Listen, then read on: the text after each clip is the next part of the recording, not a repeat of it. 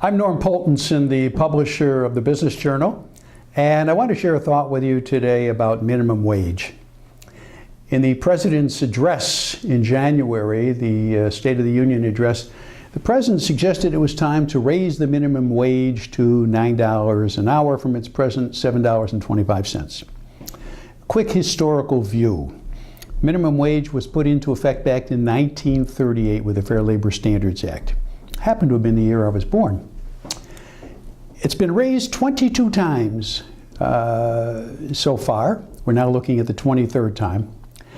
And you have to keep in mind that it's not just a federal standard that we have, but of the 50 states, 45 of them also have minimum wages, some of them higher than the current federal standard. And the District of Columbia also has a minimum wage. I think we need to go back and look at the basics. Why do we have it? What's the purpose of it? And the object was to help the working poor. Those people who are at or just above the poverty level, who are working, and frankly could use some help. I don't think anybody has an argument with the intention to help those people. The question is, what's the image we have of the recipient of the minimum wage?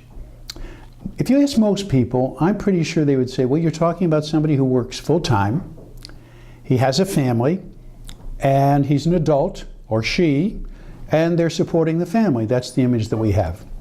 In actual fact, of the 1.8 million workers in America today who earn the minimum wage, 4.7% fit the image I just gave you.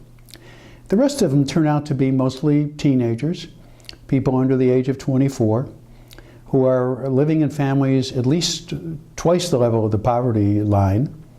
And in the case of the teenagers themselves, they're typically coming from families with $70,000 of income.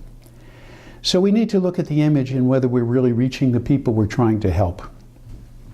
In 70 years, I guess I could say in 74 years, we've had a lot of studies about the impact of the minimum wage, hundreds of them. The President likes to cite a couple of those studies that say, if we raise the minimum wage moderately, it has no impact whatsoever on employment. It doesn't hurt employment at all. In fact, it helps employment. And what it does is employers either get more efficient, or they pass on the cost, or they generate more sales. All right, that comes from a person who obviously never worked in the private sector. Because what employers really do is they look at their net profit and they say, I'm going to maintain my net profit, and I'm going to do it by either laying off people, I'm going to have them work fewer hours. I could be more efficient, but I'm always trying to be more efficient. That's what I'm in business to do. And I may well hire or use some of my higher skilled employees to do what the lower skilled employees are doing if you're going to raise the cost of the lower skilled employees. So that's the actual effect. If you look at the 85% of the studies, they will come to the conclusion that if you raise the minimum wage 10%, on average, unemployment goes up 1 to 3%. All right, if that's really the scientific research that we have, in effect, what we're doing is hurting the people we're trying to help. There are better ways of doing that. We've had the earned income tax credit for years. It's targeted exactly to this group of people, and it's very effective. I would just leave our those who are supporters of raising the minimum wage because they think they're helping the poor, I want to remind them that the minimum wage for the unemployed is 0. I'm Norm Poltenson. Thanks for listening.